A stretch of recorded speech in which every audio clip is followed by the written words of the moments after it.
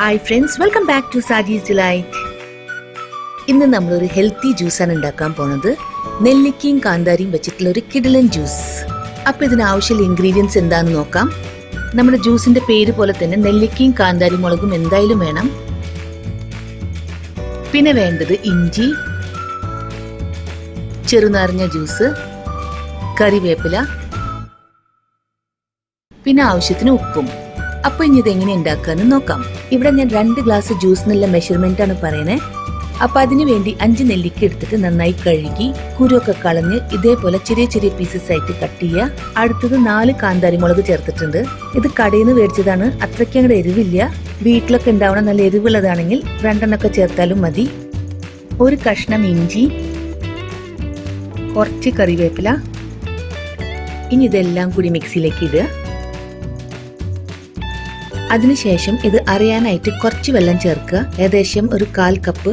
ആവശ്യത്തിന് ഉപ്പ് ചേർക്കുക. പിന്നെ ഒരു പകുതി ചെറുനാരങ്ങയുടെയും ജ്യൂസ് ചേർക്കുക. ഇനി ഇതെല്ലാം കൂടി മിക്സിയിലിട്ട് നന്നായി അടിച്ചെടുക്കുക.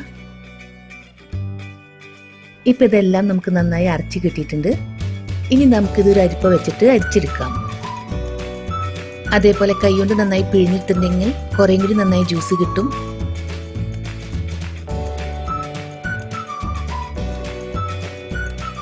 അങ്ങനെ നമ്മുടെ ജ്യൂസ് റെഡി ആയിട്ടുണ്ട്. ഇനി നമുക്കിത് പകുതിയായിട്ട് ഓരോ ഗ്ലാസ്സിലേക്ക് ചേർക്കാം.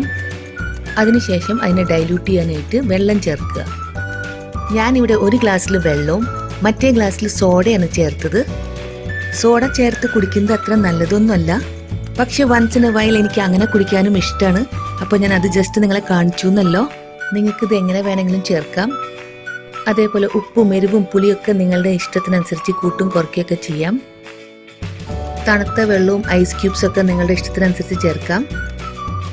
അതേപോലെ ഇത് കുറച്ച് സ്പൈസി ഒക്കെ ആയ കാരണം വെറും വയറ്റിൽ ഒരിക്കലും കുടിക്കരുത്, അത് ബോഡിക്ക് അത്ര നല്ലതല്ല. ഇത് പനിയൊക്കെ ആയിട്ട് വായിക്ക് ടേസ്റ്റ് ഒന്നും ഇല്ലെങ്കിൽ കുടിക്കാനായിട്ട് സൂപ്പർ സാധനമാണ്. അതേപോലെ ഷുഗറും കൊളസ്ട്രോളും ഒക്കെ കുറയ്ക്കാൻ പറ്റിയ നല്ലൊരു ഹെൽത്തി ഡ്രിങ്കാണ്. പിന്നെ ഇമ്മ്യൂണിറ്റി പവർ കൂട്ടാനായിട്ട് നല്ലൊരു ഡ്രിങ്കാണ്. അപ്പം എല്ലാവരും ഇത് ട്രൈ ചെയ്ത് നോക്കണം. ഇത് ഹെൽത്തിയാണ്, ടേസ്റ്റിയാണ്. പിന്നെ ഈ ദുബായിലെ ചൂടിന് പറ്റിയൊരു ഡ്രിങ്കാണ്. ഇതൊക്കെ ആണെങ്കിലും ഇതൊരു ദിവസം 1 ഗ്ലാസ് കുടിച്ചാൽ മതി, കാരണം എന്തും അധികമായാൽ അത് ബോഡിക്ക് അത്ര നല്ലതല്ല. അപ്പോൾ വീഡിയോ കണ്ടിട്ട് ഇഷ്ടമായാൽ ലൈക്ക് ചെയ്യാനും ഷെയർ ചെയ്യാനും കമൻറ്റ് ചെയ്യാനും മറക്കരുത്. അതേപോലെ നിങ്ങൾ ആദ്യമായിട്ടാണ് ഈ ചാനൽ കാണണമെങ്കിൽ സബ്സ്ക്രൈബ് ചെയ്യാനും മറക്കരുത്. അപ്പോൾ താങ്ക് യു ഫോർ വാച്ചിങ്.